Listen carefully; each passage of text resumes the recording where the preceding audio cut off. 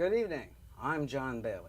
This is People to be Heard, the program where people who have something to say have their say. I'm joined tonight on People to be Heard by Jim Benerofe, and our guests tonight are Dolan, president of the White Plains Outdoor Art Festival and a recipient of one of the scholarships years ago of an Arts Festival scholarship, David Woehr, who is assistant program manager at Clay Art Center in Portchester, New York, and a White Plains High School graduate, we might add.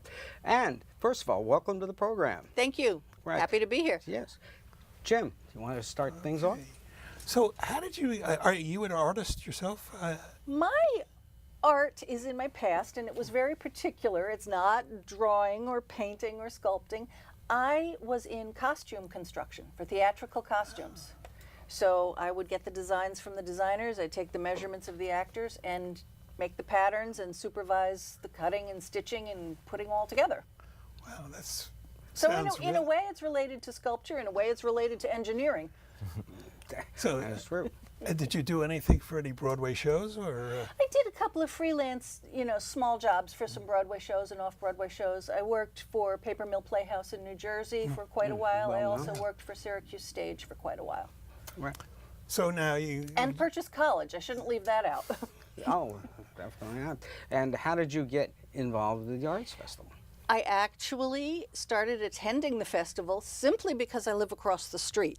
I just kind of wandered in, and it was fortuitous, and I loved it. I love all the art, and then I decided, I make my living from this community. I should give something back to the community. Let's look for some, community work that I can do, and I decided the festival was a good fit for me. Then when I started working on the scholarship subcommittee, it was just wonderful. The gratitude that you get from these students when they receive their scholarships is tremendous. Right. And it just is heartwarming, not to sound too mushy. True, and in fact, that's why you are on the show tonight, because you sent out a great fundraising letter about the scholarships, which we'll see on the screen. And the letter, I thought, was one of the best fundraising letters I've received. Oh, my goodness. Thank you. Well, I used to write these, and I thought it was really a fine, it really highlighted everything. And one of those scholarships, we understand you need to raise money to fund these scholarships every year? Yes. Or ongoing? Yes. Could you tell us about that? What do you need this year? Well, we have a goal of $15,000 this year. We're doing very well with our friends, our traditional core group of White Plains citizens. Our corporate sponsorship numbers down a little bit, and we could certainly use some help in both categories. And we're doing pretty well in terms of the money we raise from our vendors, our artists and our food vendors also. So we're maybe a bit behind in our goal. We certainly could use more help from the public and from the corporations here locally. But we give what we have. And if anyone wants to donate, what number should they call? It's easy. We have a website, www.whiteplainsoutdoorartsfestival.com. You can donate right on the website. We also have a Facebook page where you can donate through PayPal. Right. Those are the easiest ways. Great. And really, it's great. And the reason it's great is because people like David Woehr have been helped by these scholarships. David, you received a White Plains Arts Festival scholarship. What did that mean to you? Well, it meant a lot of things for me. At the time, I was in high school, which is a universally terrible time, I'm pretty sure, for most people that are in high school. And I spent a lot of that time working on art and all that. And I think that, for one thing, the prospect of going to art school and trying to make a career of art, especially from the perspective of a high school student, with the cost of going to college, what it is currently, and is going to continue to grow to be, and sort of the idea of being a starving artist and everything. It's a kind of a daunting like idea. But receiving like the scholarship, number one was like it gave me like a sort of validation for spending as much time as I did, working on stuff outside of classes, coming in basically during any study hall that I could, or missing other classes to work on things. It validated the work that I was doing, and it also just made it more of a possibility for me to go to school for it. Jim? What corporations have supported you on a regular basis? Jackson Lewis, Better Homes and Gardens Rand Realty, Cuddy and Fader, and Comby. And what is the procedure when somebody wants to get a scholarship? How do they go about doing that? They have to be a graduating senior from White Plains High School and going on to major in arts in college, fine arts in college. And every year we have posters go out and we speak with the teachers, make sure that it's well publicized in the high school. We do have a short written application, and then every year the high school has what they call Portfolio Day. All the junior and senior artists display their work, and we take advantage of that several-day display to go and look at the work and interview the applicants. This year we had 8 applicants. Last year we had 15. We never know what we're going to get. It's always exciting. And we read their applications, we interview them, we look at the work, we ask them about the work, and then we sit and discuss the merits of each student. It is strictly merit-based. It is not financially based at all. And our subcommittee just gets together and figures out who is most deserving, just based on the quality of their work and their promise as an artist in the future. Right. So go ahead. You wouldn't happen to know what percentage of students are in art fields?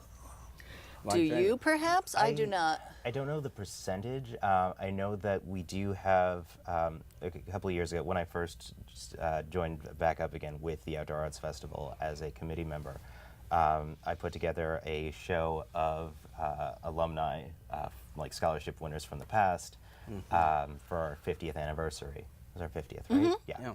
And so I do know that there are a number of award recipients that have gone on to be professional artists, art teachers, archivists, internationally known artists, at least a couple of those, in all kinds of fields, from like glass blowing to expanded media stuff. I don't have the exact numbers though. But Jim? Do you keep any track of what where the art students go to work? Where they end up, not so much. We've started keeping better records recently of who our recipients are. We do know where they go to school because the scholarships are paid directly to the school. That way we know that the money is going where we intend it to go and what to be used for. So we've started keeping better records, but I'm afraid I don't have enough history on it to give you an answer. Because I would think that if you went to corporations that had hired students, that they might be interested in donating. Right. Now, how does when did the scholarship program get started?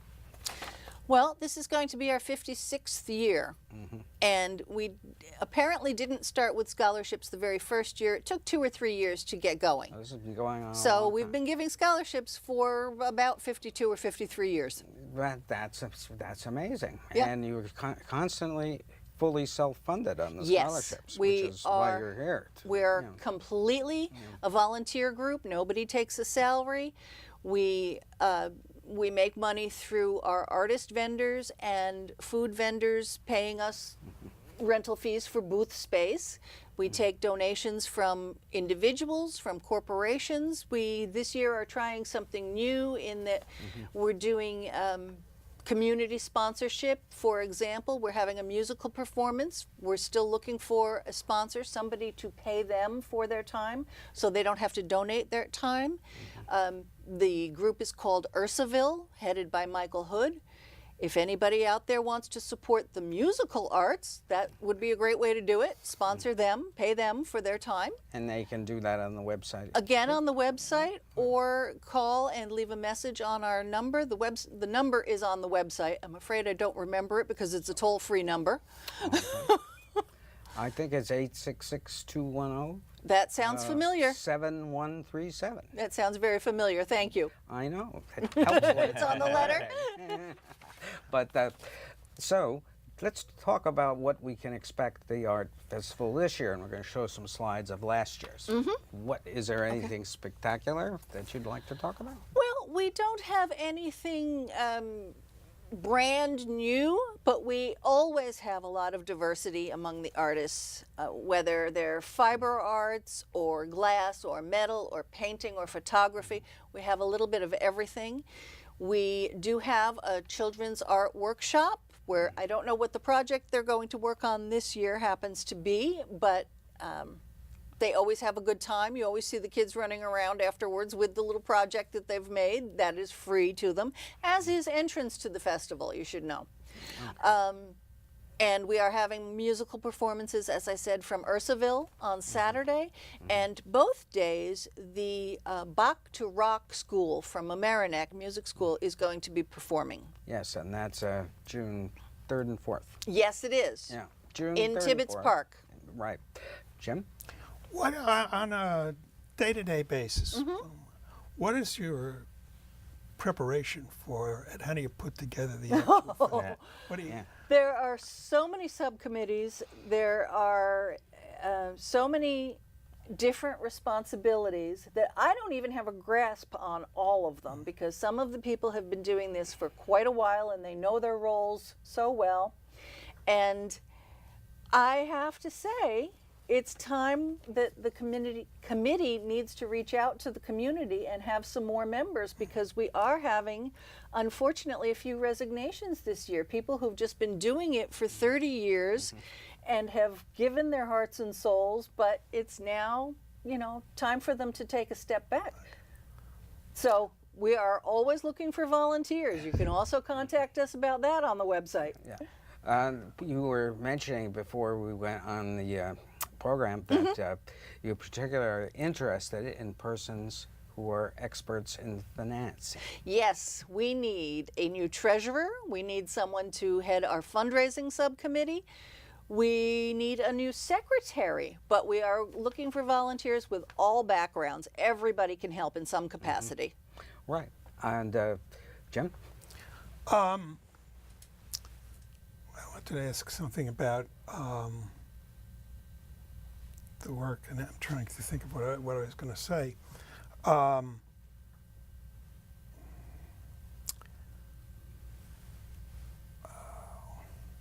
Well, moving on, we'll come back to you. But just jump in. And how has the art show grown in attendance since its start? Are you numbers really up? Well, we print 2,000 or 2,500 programs every year, and they pretty much all go. We're usually only left with about a handful of programs, so I think that tells you what the attendance is, especially because not everybody is willing to take a program. So we probably have maybe 3,000 people coming through on a weekend. Yes, despite inclement weather, which seems to plague you. But it's on rain or shine, but this year it's going to be sunny. because I hope you're on so. this program. I sure hope so. I just remembered what I wanted to ask. Okay, here we go. How many artists are repeats? In other words, have you had anybody that's been there for all 56 years? I doubt that, Not but- quite that long, but we do get a lot of repeat artists. I would say at least half. I'm not 100% sure of that, but I think so. We do have a lot of repeat artists. We try to encourage them to register early through our early bird program. If they know they want to come back next year at the end of the festival, they can sign up at that point and send their booth rental payment in, within a couple of weeks. And Okay, so you can still get in at this time. well, technically our deadline has passed, but we do have a few more spaces. So I would great. certainly encourage people to send in their application and just see what happens. Right. Now, Do you have many contacts with the artists that have done the show in the past? Do they keep coming back because the show is a moneymaker for them and they move their wares? I mean, basically, if the show was not a moneymaker, Yeah, they wouldn't be coming. probably wouldn't come back. Right. It also, I think there's a certain amount of, especially for artists that are like relatively local, it's an opportunity to do a show that's like close by to them and in their community.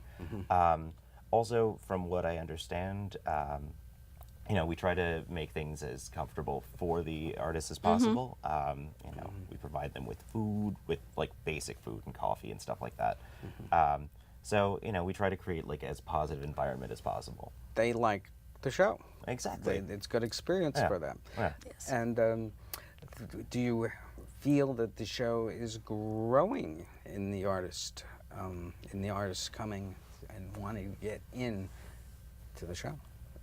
There's ebb and flow. Last year we were competing with the Lincoln Center show, so last year was a lower number show for us. But those who were there said they had some of the best sales that they have ever had. The fact that we were rained out on Sunday really didn't affect most of them because they did so well on Saturday. That's an interesting point. Yeah. People came with their wallets. Yes, they did. Yes, that's good. That's what I always say. We're looking for wallets in White Plains. Yes. Jim? Well, do you ever think about trying to expand the show, like maybe during the winter, do something inside on a smaller scale? We do spend the entire year working on this one show, so I think we would need a whole lot larger committee, a lot more volunteers Right. to be able to do two. How many Yeah. people are now on the? This year we have had about 13 or 14, but we're actually going to be down to 9 or 10 after this festival due to the resignations this year. Now, So are most of these people in the art field themselves, or? Some are, some are not. We actually have a good-sized handful of realtors. I happen to be one of them. There's another gentleman from my office, and then also different companies throughout White Plains. So the realtor community definitely supports us. Our treasurer works for Morgan Stanley. We have a couple of attorneys. We have one person who is in the mayor's office. So it's a variety of people, and as I said, everybody has some sort of a skill or a talent that they can contribute. Right. Talent is the thing. Now, tell us about the Clay Arts Center, where you're assistant Sure. program manager. Is this mainly children that come to this, or is it adults too? The Clay Arts Center is an organization that was founded exactly 60 years ago. This is our 60th anniversary. That's astounding. I'm impressed. Yes. So it's basically it's a number of things. We have about 50 artists who work there. Either they have studio space there, or they come in to do things like firings and glazing their work. We also have like education programs for adults and children. We also do community outreach programs, both for like the Portchester community where we're located, but also in other school districts, especially school districts that don't really have like an art program or have a severely diminished art program. So we do all sorts of things. We also have a gallery that does about 10 shows a year. I believe that's right. And we have artists that are internationally known come through there, as well as like a number of workshops a year, also from like touring artists. Yes, is this mainly for the real hardcore working artist, or is it a teaching center? Well, we've tried very hard to be both. Both, yes. We have opportunities we have opportunities in studio spaces for professional working artists. We also are, education programs are for beginners all the way to like the most advanced of ceramicists. Clay Arts Center and their phone number. I guess you might have a website too, right? Absolutely. The website is clayartcenter.org. and our phone number is 914-937-2047. You can talk to me there. Okay. Now, looking towards the future, what do you feel is the role of art today? Has it changed? I feel like the role of the artist has, at least in recent history and for some time, been to enrich your community. Now, what that actually means, from piece and artist to artist, can be vastly different. Whether that means you make a piece that looks nice on your wall and enriches your day-to-day life, or it's something that challenges your perceptions, or questions the status quo. Vastly different, things, but they're still like the source of enriching the lives of the people around you. I think that role is going to continue to be the case, regardless of how things change. I think that with new technologies and new tools for the artist to work with, I think that what that means and how that is done can change. But at the core, being an artist is the same as it has been for some time. Ages. Yeah. Right. Doesn't. You have to create. Right. Now, getting back to the Arts Festival and the scholarship need. Once again, could you tell people the information about how to donate? I'm sorry, the information about how to donate. Oh, how for to the donate, scholarships program. either through our website or through our Facebook page. Many of you may have gotten a letter in the mail. There is an application, not an application, but a little form to fill out on the back so that we know who you are and how much you would like to give. And if that's the case, drop a check in the mail back to us. But for most of us, the website or the Facebook page is easiest. Okay. Jim? I'm going to drop back to Portchester for a second. Am I correct? Portchester has produced some fairly famous artists. Absolutely. And it's a very art-oriented community. I'm not sure, and maybe you'll know this or maybe you won't, I think Fazzino was from Portchester. I'm not sure off the top of my head. I know a lot of my knowledge is sort of focused around like the Clay Art Center history and stuff like that, and I know we've had a number of fairly talented and artists come out of there, but I'm not sure about that. Yeah. And speaking of artists, some of the people that make art possible are members of your committee, and I'd like to ask you, you're one of many citizens who volunteer your services in White Plains. What is the character of the city that brings out such public participation in the arts and music and various other endeavors? What is special about White Plains that makes it different? Because there's a lot of donations and support of organizations throughout the city. I just think, again, not to sound too mushy, I just think the citizenry of White Plains is very enthusiastic about White Plains. We share a lot of characteristics with Manhattan, but we are definitely different. And I mean, for me, I just support White Plains in every way. Well, I think a lot of citizens feel that way. I mean, and that is good to hear. And now, some last few comments about the art festival going forward. You need more volunteers to help support the work of the Arts Festival, and hopefully you will be able to get that. Now, I hope so. Right, exactly. And is there anything, any message you want to convey out to people about art and its importance to White Plains? Oh, I'm going to toss that one back to David. Oh, well, that's a fun surprise. I think that that the scholarships and for White Plains High School and like that aspect of what we do, despite being sort of the core purpose of what we're about, I feel like is like something that a lot of people miss. Even like regular frequenters of the Outdoor Arts Festival itself, I think that it's important that people know that and know that that participating and donating makes a huge difference in the lives of these kids.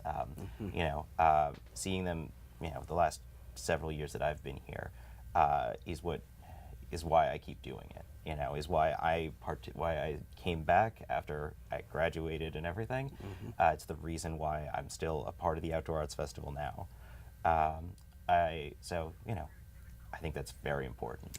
I think that is one aspect of the artists is they are very grateful for people and organizations that have supported them or through their critiques have said, hey, you have talent, keep working in this direction. I can't emphasize how important that is. There isn't a lot of support for the artist, so what there is tremendously important. Right, right. Right. So, at any rate, we've been speaking with Dee Dolan, who is president of the White Plains Outdoor Arts Festival. And let's see, you're new this year with it. I'm not brand new to the committee. I don't recall how many years I've been around. They sort of blend together, but it's been a good time. It's all right. And as president, this is my second year. Second year, right. So, generally, she needs your help to keep building the festival. And David, thank you for being on the programming and showing an insight that what it means to the artists, these scholarships. Pleasure to be here. Right. John Bailey, Jim Benerofe, good night for People to be Heard.